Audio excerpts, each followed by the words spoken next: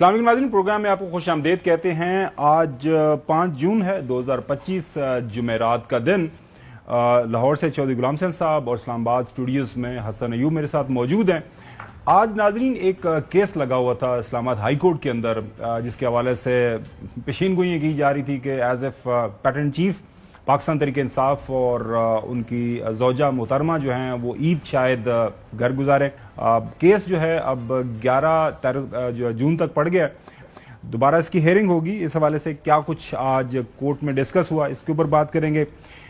پاکستان تحریک انصاف کے اندر محمد زبیر صاحب، سابق سپوکس پرسن جو ہمارے تاحیات قائد اور پاکستان مسلم لیگ نون کے صدر محترم نواز شریف اور موجودہ چیف منسٹر صاحب ہیں مریم نواز شریف صاحبہ، ان کے رہے ہیں کیا وہ پی ٹی آئی کو جوائن کرنے جا رہے ہیں۔ اس حوالے سے کافی زیادہ خبریں چل رہی ہیں، یہ بھی ہمارے پروگرام کا حصہ ہوگا۔ پاکستان تحریک انصاف جو کے پی کے اندر ہے، کیا کسی گروپ بندی کا شکار ہے؟ اگر ہے تو وہ کتنی جو ہے شدید گروپ بندی ہے، اور اس کا اثر پاکستان تحریک انصاف کی سیاست جو ہے آنے والے ہفتوں مہینوں کے اندر اس کے اوپر کیا اثر پڑے گا؟ بجٹ کیسا ہوگا؟ اس کے حوالے سے ڈفرینٹ اعداد و شمار انیشل جو ہیں وہ ہمارے سامنے آ گئے ہیں۔ پروگرام میں ہم نے شعیب نظامی صاحب کو دعوت دی ہے اور وہ جانیں گے کہ یہ بجٹ کیسا ہوگا، اور اس حوالے سے ابھی تک جو حکومت کی طرف سے اعداد و شمار ہمارے سامنے آ رہے ہیں۔ ہمارے اسپیشل کورسپونڈنٹ ہیں۔ پروگرام کا آغاز لیکن آج ناظرین ہم کریں گے، آج حج کا جو رکن اعظم ہے وقوف عرفہ، اس کو ادا کر دیا گیا ہے۔ میدان عرفات میں مسجد نمرہ میں جو ہے خطبہ دیا گیا حج کا۔ شیخ ڈاکٹر صالح بن عبداللہ جو ہیں امام مسجد الحرام، انہوں نے یہ خطبہ دیا اور اپنے خطبے میں انہوں نے فلسطین کے بھائیوں کی مدد کے لیے دعا فرمائی، ان کے شہداء کو کہا کہ اللہ میاں معاف فرمائے، زخمیوں کو شفا دے اور ان کے دشمنوں کو تباہ و برباد کر دے۔ فلسطین کے دشمن بچوں کے قاتل ہیں، ان قاتلوں کو تباہ و برباد اللہ پاک کی ذات کرے۔ اس کے ساتھ ساتھ انہوں نے یہ بھی فرمایا کہ اے ایمان والو، اللہ سے ڈرو اور تقوی اختیار کرو، تقوی اختیار کرنا ایمان والوں کی شان ہے، اور اے ایمان والو عہد کی پاسداری کرو، اللہ تعالیٰ صبر کرنے والوں کے ساتھ ہے۔ تو آج حج کا جو رکن اعظم ہے وہ ادا کر دیا گیا ہے۔ اس کے بعد اگلی جو منزل ہے حجاج اکرام کی وہ مزدلفہ ہے، تو کل جو ہے وہاں پہ صبح قربانی دیں گے حجاج اکرام، اور اس کے بعد احرام کھول دیں گے، اور باقی جو حج جو ہے اس کا جو مین جو حصہ ہے وہ ختم ہو جائے گا۔ ناظرین روٹین کی سٹوری طرف بڑھتے، لیکن سب سے پہلے بے شک اس وقت پوری جو امت مسلمہ ہے وہ ظاہر ہے دل پریشان ہیں، مطلب دل دوز ہیں، گرویدہ ہیں، مطلب کیا کریں کہ ہم اپنے فلسطین کے بچوں کے حوالے سے جس طرح کا ظلم وہاں پہ ڈھایا جا رہا ہے اسرائیل کی طرف سے۔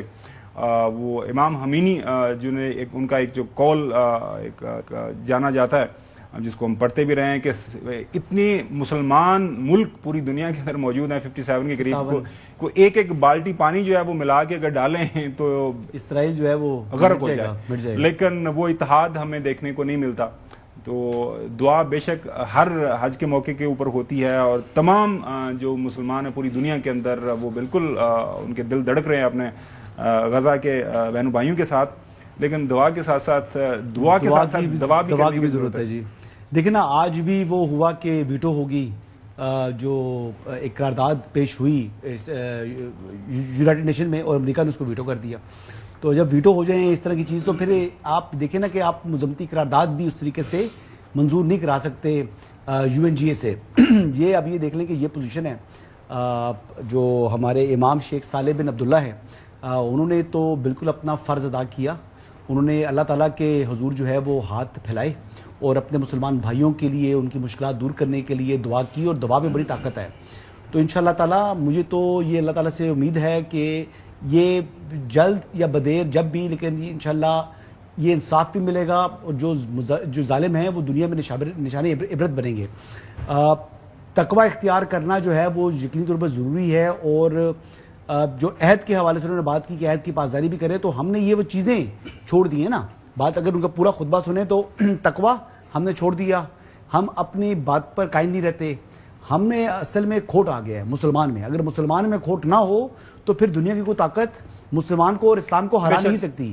تو ہماری کمزوریاں ہیں جس کی وجہ سے دشمن جو ہے وہ فائدہ اٹھاتا ہے اور اسرائیل بھی اسی کا فائدہ اٹھا رہا ہے. چودھری غلام حسین صاحب جو مسجد الحرام کے امام ہیں شیخ ڈاکٹر صالح بن عبداللہ، انہوں نے اس حج کے موقع کے اوپر مسجد نمرہ میں وہاں پہ جو خطبہ دیا اور فلسطین کے جو بہنوں بھائیوں کے لیے ظاہر ہے اس وقت جن کے اوپر مظالم کے پہاڑ ڈائے جا رہے ہیں اسرائیل کی طرف سے، ان کے لیے آواز بلند کی. ظاہر ہے ایک اہم موقع ہے اور اس اہم موقع کے اوپر یہ بات کرنا یہ بہت بڑی بات ہے آج کل کی دنیا میں، جس میں ابھی جو حسن بھی بات کر رہے تھے کہ دنیا کی جو اس وقت سول سپر پاور ہے وہ ان کے ساتھ ہے، ویسٹرن ورلڈ ان کے ساتھ ہے، اور وہاں پہ یہ بات کرنا بھی میرے خیال میں معنی رکھتی ہے. چوہدری صاحب نہیں، وہ آپ جو شروع میں بات کر رہے تھے کہ دعائیں تو ہو رہی ہیں، لیکن دعاؤں کے ساتھ دعائی بھی بہت ضروری ہے. بالکل صحیح. جیسے نوابزادہ نصر اللہ خان مرحوم نے، ان کا اپنا ہی شعر تھا، کب کوئی بلا فقط دعاؤں سے ٹلی ہے، عصا اٹھاؤ کہ فرعون اسی سے جائے گا. تو یہ جو فرعونیت ہے، یہ جو ظلم زیادتی ہے، غزہ میں ہو یا کشمیر میں ہو یا جدھر جدھر بھی مظلوم ہے، مسلمان ہیں، ان کی مدد کے لیے ہمیں جو ہم سے ہو سکتا ہے.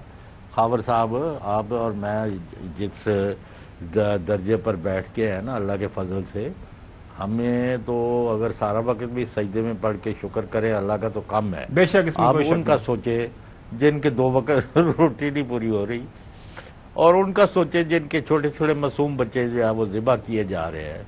تو ان کا جب ہمیں پوچھا جائے گا تو کوئی ہمارے پاس جواب ہوگا؟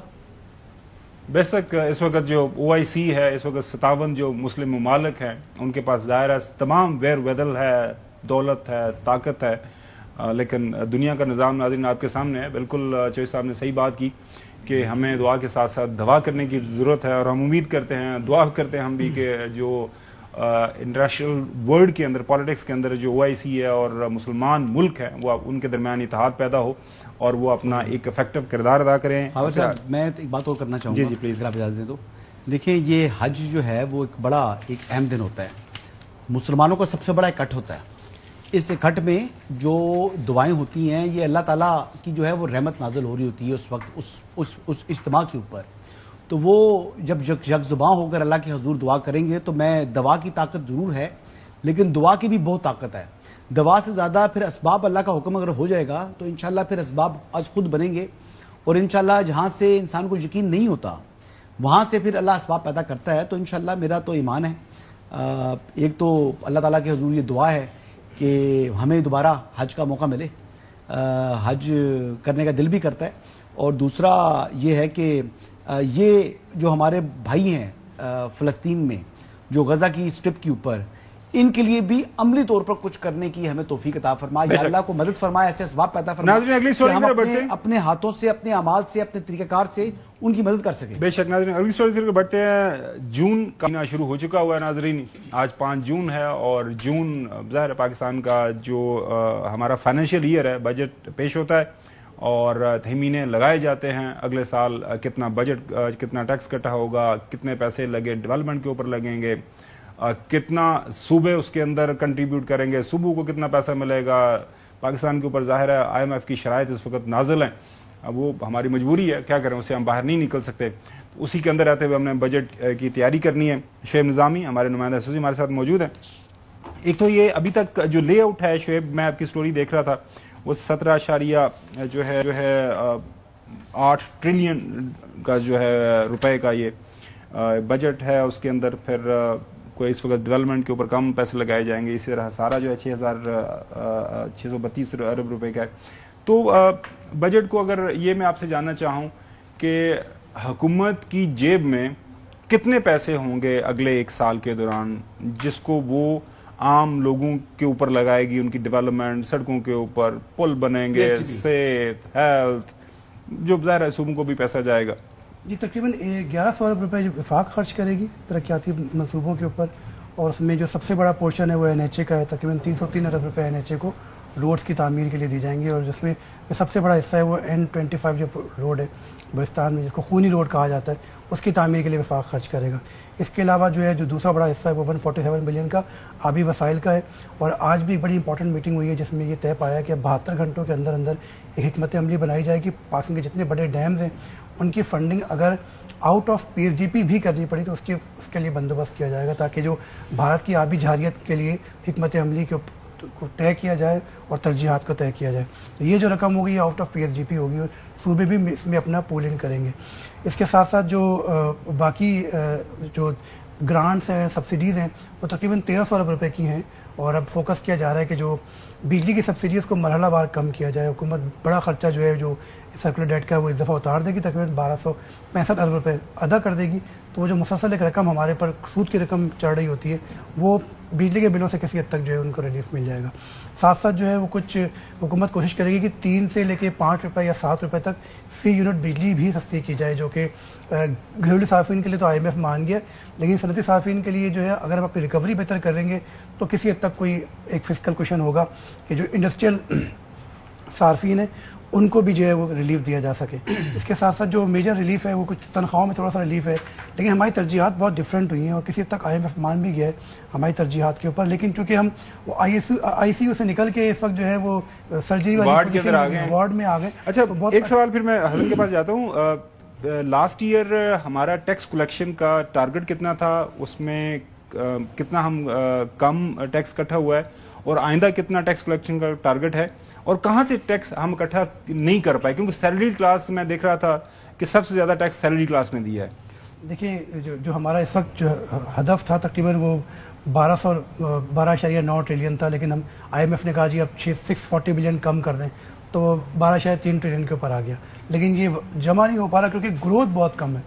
जो असल मसला है वो ग्रोथ का है। और फिर दूसरी बात कि आवाम तो दे रही होती है, अगर आवाम वहाँ नहीं दे रही तो आवाम PDL में 900 अरब रुपये दे रही होती है। अब जब आप उसको GDP में शामिल करेंगे तो IMF के अहदाफ हासिल हो जाते हैं, क्योंकि वो तकरीबन 900 अरब रुपये वो भी आवाम ही PDL की मद में दे रहे होते हैं। लेकिन चूंकि वो NFC का हिस्सा नहीं बनता, वो नॉन टैक्स रेवेन्यू है, इसलिए हमें लगता ये है कि हमारा जो टैक्स रेवेन्यू है वो कम है।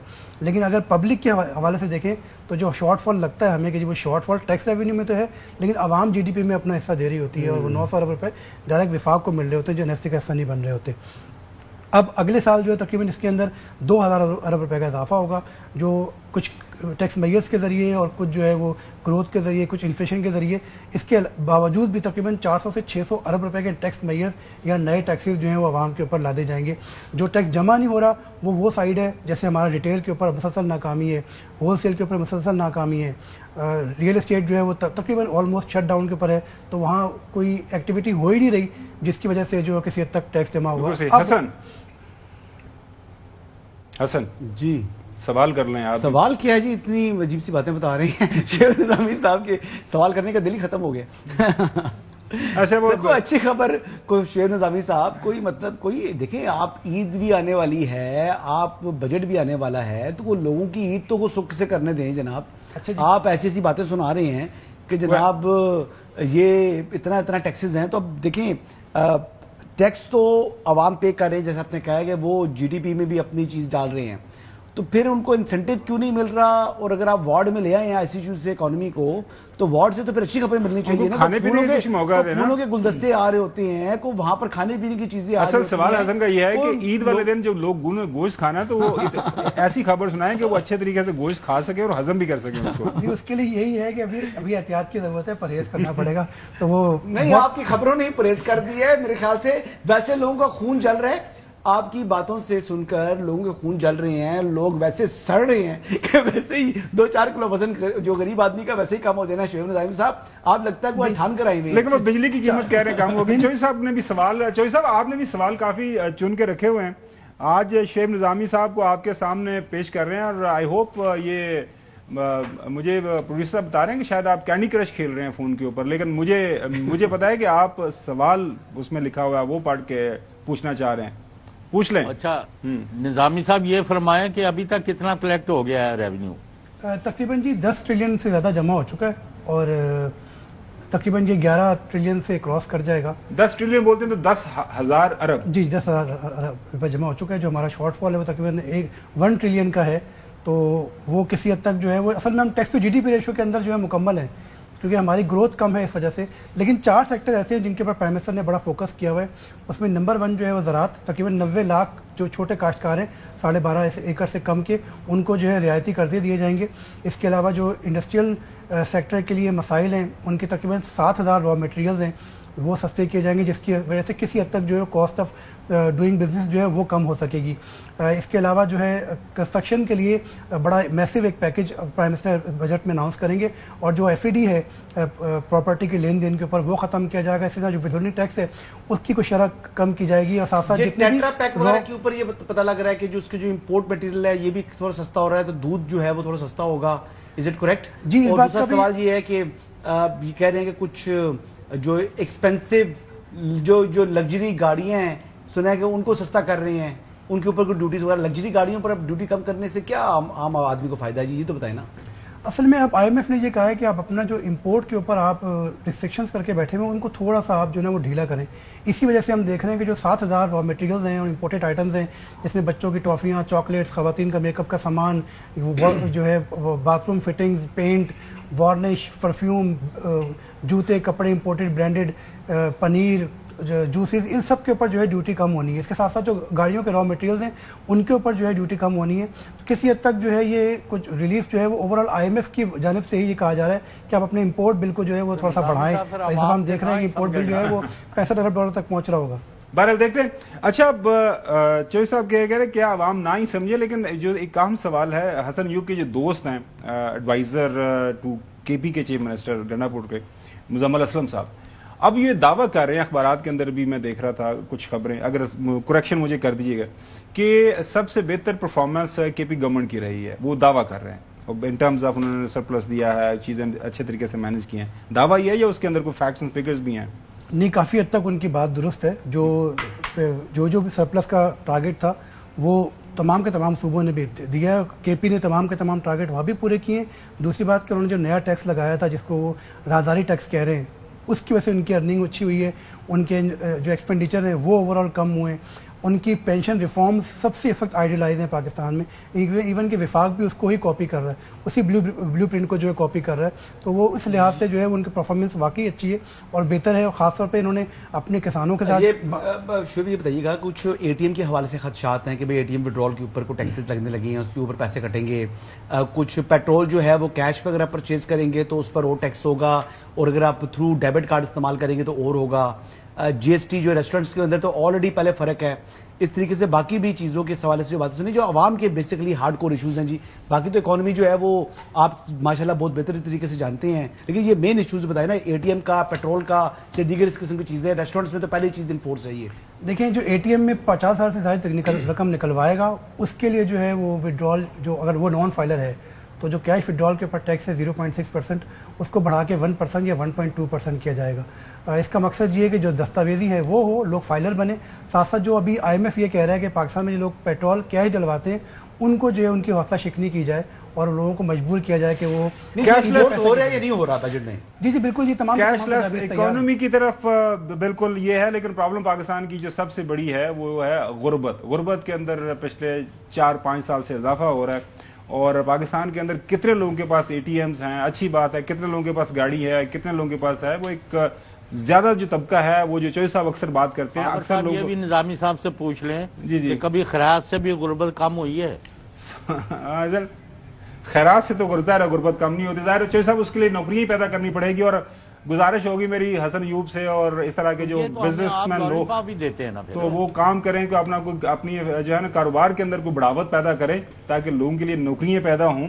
और नाज़रीन, ब्रेक पे जाते हैं। ब्रेक के बाद हम बात के पाकिस्तान तहरीक इंसाफ के अंदर काफी हलचल है, नए लोगों की शमूलियत हो रही है। आज केस जो इस्लामाबाद हाई कोर्ट के अंदर लगा, उसका क्या बना, वहां पे न्यायालय की तरफ से कोई प्रोसिक्यूशन टीम क्यों नहीं पहुंची, उनके वकील, तमाम तर इन इश्यूज के ऊपर बात करेंगे आफ्टर द ब्रेक। 5 जून का काफी चर्चा था क्योंकि 190 मिलियन केस में वो जो सस्पेंशन जो उनकी सजा हुई है उस हवाले से केस लगा हुआ था। आज केस लगा, लेकिन केस अब पेंडिंग हो गया है, डेफर कर दिया गया। 11 जून को दोबारा सुना जाएगा। क्या वजह बनी कि आज केस کے اوपर شنوائی نہیں ہوئی, ہیئرنگ نہیں ہوئی. حسین چودھری ہمارے نمائندے ہمارے ساتھ موجود ہیں. حسین بتائیے گا کہ کافی عرصے سے شور مچا ہوا تھا, میڈیا کے اوپر تبصرے ہو رہے تھے, تجزیے ہو رہے تھے, اخبارات کے اندر کالمز لکھے جا رہے تھے, کئی لوگوں نے پتہ نہیں درجنوں ویلاگز بھی کر دیے کہ بس 5 جون کو بہت بڑی خوشخبری آنے والی ہے. اور نیب والوں نے سنا آگے بتا دیے سانو تو خبر ہی کوئی نہیں, سانو کسی دسے ہی کوئی نہیں کہ آج کیس ہی لگنا ہے یا نہیں لگنا. ہوا کیا تھا سارے کا سارا معاملہ؟ جی دیکھیں خاور صاحب, یہ جنوری میں سزا ہوئی تھی اور 17 فروری کو اپیلیں دائر ہوئی تھیں.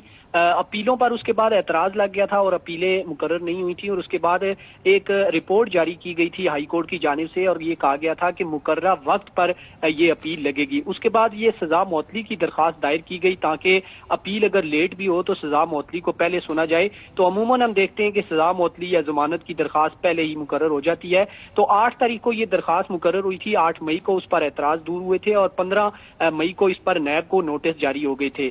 15 تاریخ کو عدالت نے کہا تھا کہ 2 ہفتے بعد کیس مقرر ہوگا, لیکن اس کے بعد رجسٹرار آفس کی جانب سے جب یہ کیس مقرر نہیں کیا گیا تو جو پی ٹی آئی قیادت ہے وہ تمام پارلیمنٹیرین سمیت ہائی کورٹ پہنچی اور وہ قائم مقام چیف جسٹس سے بھی ان کی ملاقات ہوئی, جس کے بعد وہ یہ کامیاب ہو گئے کہ یہ کیس 5 تاریخ کو لگوانے میں, اور 5 تاریخ کو یہ کیس آج لگ گیا. نیب کو چونکہ نوٹس 15 تاریخ کی جو تاریخ تھی اس کو ہوا تھا, اور 2 تاریخ کو نیب کی جانب سے ایک پروسیکیوشن ٹیم تشکیل دی گئی اور نوٹیفکیشن جاری کیا گیا جو کہ پروسیکیوٹر جنرل احتشام قادر صاحب تھے ان کی جانب سے, اور 5 رکنی ٹیم بھی تشکیل دے دی گئی جس میں ڈپٹی پروسیکیوٹر جنرل نیب سردار مظفر عباسی جو ہے وہ اس کو لیڈ کریں گے. یہ 2 تاریخ کی یہ بات ہے, نوٹیفکیشن سامنے آ چکا تھا. آج اچانک اس طرح ہوا کہ آپ کو یاد ہوگا کہ جو امجد پرویز صاحب تھے وہ اس کیس میں اسپیشل پروسیکیوٹر تھے.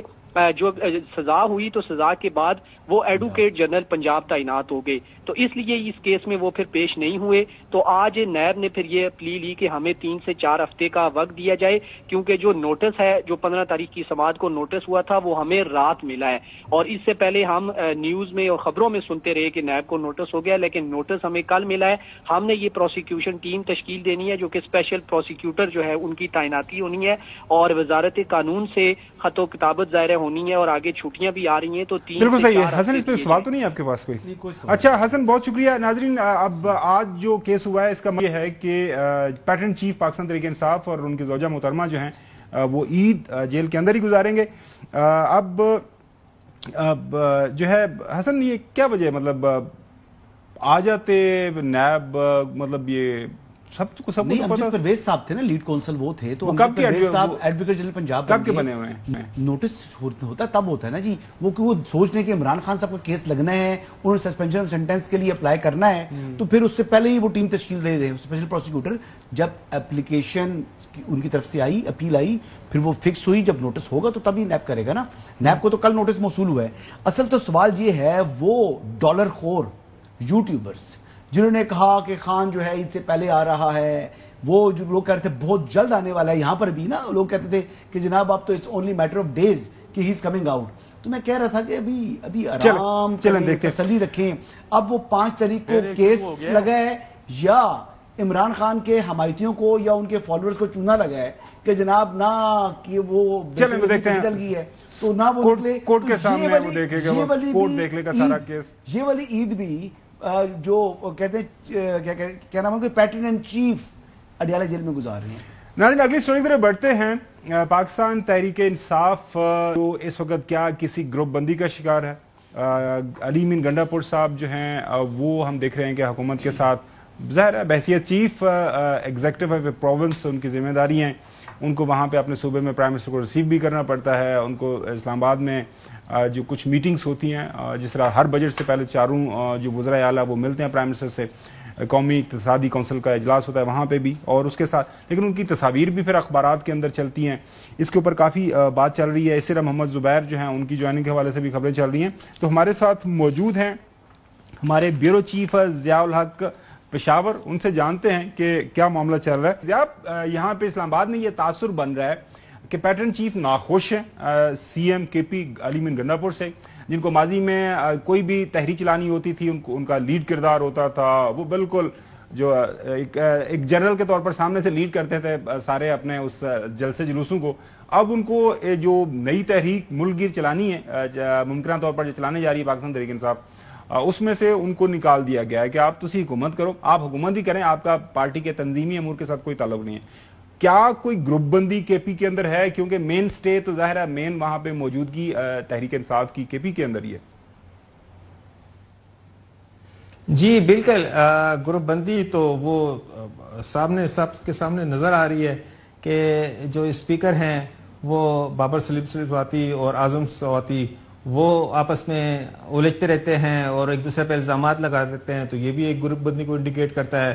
फिर दूसरी ग्रुप बंदी ये होती है कि अली अमीन के ख़िलाफ़ बहुत बड़ी सोशल मीडिया पे कैंपेन चलती है और वो भी पार्टी के लोग कहते हैं कि जी पार्टी के अहम जिम्मेदार लोग जो है तो उनके खिलाफ ये कैंपेन चला रहे होते हैं, तो वो भी ग्रुप बंदी सामने आती है। लेकिन इन तमाम सूरत हाल के तनाज़ुर में अगर देखा जाए तो अली अमीन का ये तासर देना कि जी जो बानी चेयरमैन हैं जो अब पैटर्न इन चीफ बन गए हैं वो इनसे नाराज़ हैं या इनको इनकी जो सरगर्मियाँ हैं उनसे उन पर उन्होंने अदम एतमाद का इजहार किया, ऐसा सच यहाँ पर नज़र नहीं आ रहा है। चूँकि अली अमीन को मुकम्मल यहाँ पर एतमाद भी हासिल है, मुकम्मल वो जो है तो वफाक के साथ मुज़ाकरात भी कर रहे हैं और अभी 2-3 दिनों में तो बहुत बड़ी डेवलपमेंट हो रही है कि मुसलसल जो है तो अली अमीन वफाक के साथ इंगेज हैं। बल्कि जब प्राइम मिनिस्टर यहाँ पर आए थे, काफ़ी अरसे के बाद प्राइम मिनिस्टर पेशावर आए हैं, मतलब पहली मरतबा ही आए हैं जब वज़ीर आज़म बने हैं तकरीबन, मेरी जो यादाश्त है तो और काफ़ी डिमांड की जा रही थी कि वो पेशावर आए और यहाँ पर आकर स्टेज पे एक तरफ आर्मी चीफ बैठे हुए थे हमारे और दूसरे गवर्नर बैठे हुए थे और साथ ही जो है तो अली अमीन बैठे हुए थे, तो उसमें वज़ीर आज़म ने जो है तो अली अमीन का हवाले से कहा है, सामने कबाइल बैठे हुए थे, पूरी पार्टी की वहाँ पर नुमाइंदगी थी, तो वज़ीर आज़म ने अली अमीन के हवाले से रेफरेंस देते हुए कहा जी कि अली अमीन जब भी मुझसे मिलते हैं तो सुबह के मसाइल के हवाले से बात करते हैं। हालांकि गवर्नर भी वहाँ बैठे हुए तो गवर्नर कई मरतबा कह चुके हैं कि मैं भी वज़ीर आज़म, तो उनका जिक्र नहीं किया। फिर उसके बाद जो है आज देखें जो NFC के हवाले से भी उन्होंने कहा उसी बिल्कुल सही है, बिल्कुल आप सही बता रहे हैं। लेकिन अच्छा गुलाम हुसैन साहब, पिछले दिनों आपकी मुलाकात भी हुई थी अली अमीन गंडापुर साहब से और अब ये जो बात हो रही है कि अली अमीन गंडापुर साहब को जो तहरीक चलनी है उसमें जो उनका किरदार था उससे अलहदा कर दिया गया है। आपको ये कोई बड़ी डेवलपमेंट लगती है या फिर आपको लगता है कि इट्स जस्ट पार्टी के अंदर अपना एक उन्होंने फैसला किया है कि इस तरह आगे हम चलेंगे, वो सिर्फ सूबा ही चलाएंगे और पार्टी की ओर चलाएगा? चौधरी साहब, और सवाल अगर है कि आपके ज़हन में ज़ियाउल हक से, वो भी पूछ लें।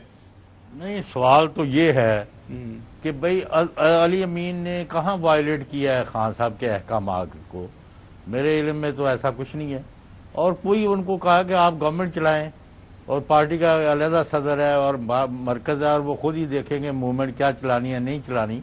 इस वक्त मेरे पास जो खबरें आ रही है वो तो यह है कि आज अली अमीन साहब ने और उनकी गवर्नमेंट ने यानी जो पैटर्न इन चीफ हैं उनसे उनकी मुलाकात होनी थी, तो इसका उनके दरमियान कोई ख़ास फासला नहीं है। जब तक उनको बड़ी कामयाबी नहीं हो जाती, थोड़ा बहुत बदगुमानी और एक बारे के दूसरे के बारे में ये और बहुत सारी ये काम ही ये पकड़ा हुआ है। बहुत सारे लोग जिनका ना कोई लेना है ना देना है, वो जी ये सारे 300 ग्रुप बन गए हैं, 1500 हो गए हैं। वहाँ एक लीडर है, एक पार्टी है, आई नो इट, और बाकी कोई ऐसी चीज़ नहीं है। और बाकी ज़ियाउल हक साहब ये फरमाएं कि केपी में अमन अमान की क्या सूरत हाल है, मुल्क किधर जा रहा है, अफगानिस्तान के साथ जो बेहतरी हुई है उसके उस ज़मीनी हकायक की रोशनी में कोई मुल्क की भी खैर की कोई खबर है? बिल्कुल सही है, ये अमन अमान के हवाले से ज़ियाउल हक आपके पास आऊंगा, लेकिन मैं पहले हसन आपकी खबर एक पुरानी एक रही है कि अली अमीन गंडापुर का पूरा कंट्रोल है केपी के अंदर और ये उन्होंने अपने अशारों कनायों के अंदर पैटर्न चीफ या बानी PTI को ये मैसेज दे दिया हुआ है कि अगर मैं चीफ मिनिस्टर नहीं रहा तो फिर और कोई चीफ मिनिस्टर यहाँ पे मैं किसी को बनने नहीं दूंगा। अगर आप ग्रुप उनके साथ मौजूद है जी, उनकी अपनी एक क्या वो इस लेवल पे जा सकते हैं किसी मौके? वो जाएंगे ना जाएं उनकी मर्जी है, लेकिन उनकी हमायत में लोग मौजूद है, अच्छा नंबर मौजूद है। PTI का ही नंबर है, जरी बात है, PTI के ही वो है। कुछ लोगों के साथ उनके इख्तलाफात जरूर हैं, उनके खिलाफ साजिश भी चल रही है, लेकिन जो कैबिनेट के कुछ मेंबर्स ऐसे हैं जो कि डाई हार्ड अली अमीन को सपोर्ट करेंगे और वो इस ग्रुप को नाकाम करने के लिए जो साजिश कर रहा है अली अमीन के खिलाफ, उसको नाकाम करने के लिए वो اپنی کریز سے باہر نکلیں گے اور اف نیڈڈ تو علی امین گنڈاپور کی سپورٹ جو ہے وہ دیگر جماعتیں بھی کر سکتی ہیں اگر ان کو ہٹانے کی کوشش کی گئی تو میرے خیال سے ہی از سیف. کوئی ان کو خطرہ نہیں ہے ان کی سی ایم شپ کو, اور اگر ضرورت پڑی تو باقی جماعتیں بھی اپنی سپورٹ ایکسٹینڈ کر دیں گی ان کے لیے. اچھا ضیاء الحق, ایک سوال اب یہ ہوتا ہے کہ اس وقت کے پی کے اندر پاکستان تحریک انصاف کی بھرپور حکومت ہے 2/3 میجورٹی سے زیادہ, لیکن جو پی ٹی آئی کے ورکر کو امید تھی کہ کے پی کے چیف منسٹر حکومت ہے تو وہ اپنی پالیسیز کی وجہ سے, انگیجمنٹ ود گورنمنٹ کی وجہ سے کوئی ریلیف لینے میں کامیاب ہو جائیں گے اپنے قائد کے لیے, پیٹرن چیف کے لیے. اب وہ ظاہر ہے کوئی چیز اس حوالے سے ہمیں ہوتی ہوئی نظر نہیں آتی, تو اس بات کو کس طرح لیا جاتا ہے ورکرز میں وہاں پہ کے پی کے اندر؟ ظاہر ہے بھرپور وہاں موجود ہے پاکستان تحریک انصاف تعداد میں لوگ وہاں پہ کے پی کے اندر. جی بالکل آپ کی بات صحیح ہے, اور اس کو جو ہے تو گراؤنڈ پہ بھی محسوس کیا گیا, اور وہ جو محسوس کیا گیا ہے تو ابھی ریسنٹلی ڈرونز حملوں کے حوالے سے احتجاج کی کال دی گئی تھی, تو اس میں احتجاج تو ہوا لیکن ورکر کی بڑی تعداد اس میں شامل نہیں ہوئی, اور اس میں جو ہے تو الزام یہ لگایا جا رہا ہے کہ جو پارٹی کے جو لیڈر ہیں وہ ورکر کو نکالنے میں ناکام رہے ہیں. پھر اس طریقے سے جب 1 سال پورا ہوا تو الیکشن کمیشن کے دفتر کے باہر احتجاج ہوا, اس احتجاج میں بھی لیڈر تو وہاں پر پہنچ گئے تھے لیکن ورکر نہیں پہنچے. اس سے بھی یہ تھا کہ مقامی لیڈر جو ہے تو ورکر کو نہیں نکال پا رہی ہے, اور ورکر جو ہے یہاں پر آپ کی بات بالکل یہ بھی درست ہے کہ آپ سوشل میڈیا پہ بھی دیکھیں, علی امین بھی کوئی ٹویٹ کرتا ہے تو نیچے یہی لکھا جاتا ہے کہ آپ جو ہے تو بانی چیئرمین کو کب رہا کروا رہے ہیں, اور علی امین سے جب پوچھا جائے تو وہ کہتے ہیں جی کہ یہ ایک قانونی مسئلہ ہے اور ہم اس کو قانونی جنگ کے ذریعے ہی ان کو رہا کروا سکتے ہیں. اور ساتھ یہ جیسا حسن نے بھی بتایا کہ ایک کوسچن ہے کہ جنید اکبر ایک گروپ ہے جو معلوم ہے اور علی امین, تو دونوں میں سے کس کا انفلوئنس آن گراؤنڈ زیادہ ہے؟ کیا علی امین گنڈاپور امنگ جو پی ٹی آئی ورکرز میں زیادہ مقبول ہیں, یا ان کا انفلوئنس زیادہ ہے, یا جنید اکبر کا امنگ دیز ٹو؟ نہیں, میں تو جہاں تک میری اطلاعات ہے اس کے مطابق تو جنید اکبر اپنا کوئی گروپ, ان کا کوئی گروپ ایگزسٹ نہیں کرتا ہے. البتہ وہاں پہ جو پارٹی کے اندر کچھ کچھ شخصیات ہیں کہ جن کا علی امین کی شخصیت کے ساتھ کوئی اختلاف ہے تو وہ جنید اکبر کے ساتھ نظر کھڑے آتے ہیں. لیکن جنید اکبر جو ہے تو بارہا یہ کہہ چکے ہیں کہ وہ علی امین کو, چونکہ عمران خان نے ان کو چیف منسٹر بنایا ہوا ہے تو ہم ان کو سپورٹ کرتے ہیں اور ہم ان کے ساتھ کھڑے ہیں. تو جنید اکبر ایز سچ ان کے خلاف نہیں ہے. کچھ لوگ جنید اکبر کے پیچھے جو کھڑے ہو سکتے ہیں جن میں کبھی آصف خان کا نام لیا جاتا تھا, کبھی کسی کا نام لیا جاتا تھا, گو کہ وہ بھی اس کو ڈینائی کر چکے ہیں, لیکن ان کے حوالے سے یہ کہا جاتا تھا کہ شاید وہ ان پہ ہے, لیکن اس سچ ایسا نہیں ہے کہ جنید اکبر کو گروپ. علی امین بذات خود مضبوط ہے, اور اس کی ایک مضبوطی کی ایک مثال بتاتا چلوں کہ ابھی جب بجٹ پیش ہو رہا ہے تو مجھے آج ہی بتایا گیا ہے کہ انہوں نے اپنی ایک سالانہ کارکردگی رپورٹ تیار کی ہے, اور وہ سالانہ کارکردگی رپورٹ امکان یہ ہے کہ بجٹ کے بعد جو ہے تو اس کو منظر عام پر لایا جا سکتا ہے, اور ہو سکتا ہے کہ کوئی کابینہ میں رد و بدل بھی ہے, تو مطلب یہ ہے, اور وہ بھی اس وقت جب کہ بانی چیئرمین کی رضامندی اس میں شامل ہوگی. چوئسا پوچھ لو سوال. ضیاء الحق صاحب, صاف سیدھی سی بات ہے, علی امین میں ان کی پلسز اور مائنسز کو چھوڑیں, اگر خان صاحب آج ان سے ہاتھ اٹھا لیں تو وہ کل وزیر اعلیٰ رہ سکتے ہیں؟ نہیں رہ سکتے. بالکل جی, آپ کا جواب آ گیا کوئک. ضیاء الحق بہت شکریہ ٹائم دینے کے لیے. بریک دے جائیں گے, بریک کے بعد بات کریں گے کہ کیا محمد زبیر سابق سپوکس پرسن, بڑے ہی معتمد خاص ہمارے قائد, تاحیات قائد محترم نواز شریف, پاکستان مسلم لیگ نون کے صدر, اور محترمہ مریم نواز شریف صاحبہ کے بھی سپوکس پرسن رہے ہیں, وہ حقیقت میں پاکستان تحریک انصاف کا حصہ بننے جا رہے ہیں. حسن کے پاس کوئی انسائڈ سٹوری ہے, اس کے اوپر بات کریں گے after the break. Welcome back. Chaudhry Ghulam Hussain صاحب, بہت بڑی خبر ہے. محمد زبیر صاحب, جس طرح ہم نے ابتدائیے میں بھی بتایا اور بریک پہ جانے سے پہلے بھی بتایا, پاکستان تحریک انصاف کا وہ حصہ بننے جا رہے ہیں. فیصل چوہدری صاحب, گو کہ وہ پاکستان تحریک انصاف کا اس طرح حصہ نہیں ہے, لیکن وہ کافی اندر ان کی ملاقات ہوتی رہتی ہیں پیٹرن چیف سے. اطلاعات کے مطابق عمران خان صاحب نے ملک پاکستان کی ایک بہت ہی عام شخصیت کی پی ٹی آئی میں شمولیت کی حتمی منظوری دے دی. کافی لوگوں کو خام خواہ گھبرانے ਕਾਫੀ ਲੋਗੋਂ ਕਾ ਉਰਦੂ ਮੇਰੀ ਵੀ ਉਹਨਾਂ ਦੀ ਵੀ ਮੇਰੇ ਆ ਰਹੀ ਹੈ ਮਤਲਬ ਅੱਗੇ ਪਿੱਛੇ ਪੰਜਾਬ ਹੋ ਜਾए ना जट ने ना असल का की ਦਾ ਫਰਕ ਨਹੀਂ ਉਹਨਾਂ ਨੂੰ ਪਤਾ ਕਿ ਲੋगों का जो घबराने का वक्त हुआ चाहता है ਤੇ ਚੋਈ ਸਾਹਿਬ ਇਹ ਤੁਹਾਡੇ ਘਬਰਾਉਣ ਦਾ ਵਕਤ ਨਹੀਂ ਹੁੰਦਾ ਚਾਹ ਰਿਹਾ ਮੁਹੰਮਦ ਜ਼ੁਬੈਰ ਸਾਹਿਬ ਆ ਰਹੇ ਨੇ ਕਾਫੀ मतलब कि क्यों मैं ਉਹਨਾਂ ਦੀ ਜਗ੍ਹਾ ਲੈਣੀ ਸੀ नहीं मतलब वो काफी आपको पता दबंग हैं दिलेर हैं मुश्किल वक्त में उन्होंने पाकिस्तान मुस्लिम league why don't you ask him सवाल क्यों नहीं आप उनको नहीं टेलीफोन पर लिया वो राब्ता किया लेकिन वो थोड़े से कहते जी मैं इसके ऊपर कोई वो जो लोगों से बातचीत हुई है तो वो जो है अब देखें क्या बनता है लेकिन वो अब खबर चूंकि जाहिर है हमारा प्रोग्राम रिपोर्टर है खबर यही है कि वो एक आज अनाउंसमेंट होनी थी लेकिन अब फैसला ये हुआ है कि ईद के बाद जो है 10 को बजट है 11 को शायद उनकी ज्वाइनिंग यहाँ पे हो जाए लेकिन पाकिस्तान तरीके इंसाफ का जो सब पता कोई नहीं होता उन्होंने खिलाफ जो है ना सोशल मीडिया पे काफी कंपेन भी चल रही है हो सकता है अंदर पता चले तो नहीं तो आप ये करें कि वो जुबैर मोहम्मद जुबैर उधर शामिल हो गए उनके बड़े या छोटे भाई जो हैं छोटे भाई वो नून में उन्होंने रायमंड भिजवा दिए हसन आपके लिए ये बड़ा सरप्राइज होगा अगर मोहम्मद जुबैर शामिल होते हैं बड़े करीब रहे हैं शरीफ खानदान के नहीं साफ ही वो नजर आ रहा था जी जुबैर साहब बार बार जैसे फरवरी 2024 के इंतखाबात पर सवाल उठा रहे थे जिस तरह इमरान खान साहब की वो हक में बात कर रहे थे साफ अंधे को नजर आ रहा था कि उनका टिल्ट ने क्यों छोड़ दिया उनका टिल्ट जो है चलो ये तो नजर आ गई उनका टिल्ट जो था वो टुवर्ड्स पीटीआई था और उनके अजाइम नजर आ रहे थे पीटीआई में शमूलियत के एक दफा काशिफ वासी साहब ने उनसे सवाल किया एक दो दफा मैंने भी उनको कहा उनका नहीं अभी तक मेरा कोई प्लान नहीं है हमने कहा जी आप किसी और पॉलिटिकल पार्टी में नहीं जाएंगे मैंने यहां तक कहा कि आपने जाना ही पीटीआई में नजर आ रहा था लेकिन हमने उसके बावजूद उनको बार बार प्रोग्राम में बुलाकर नून लीग के साबिक रहनुमा के तौर पर हमने प्रोजेक्ट किया हमने किया जब वो साबिक गवर्नर वो हैं सिंध के छोड़ चुके थे जब वो छोड़ चुके थे नहीं देखिए जी आप देखिए मेरी बात सुन उन्होंने ये कहा था हमारे प्रोग्राम में कि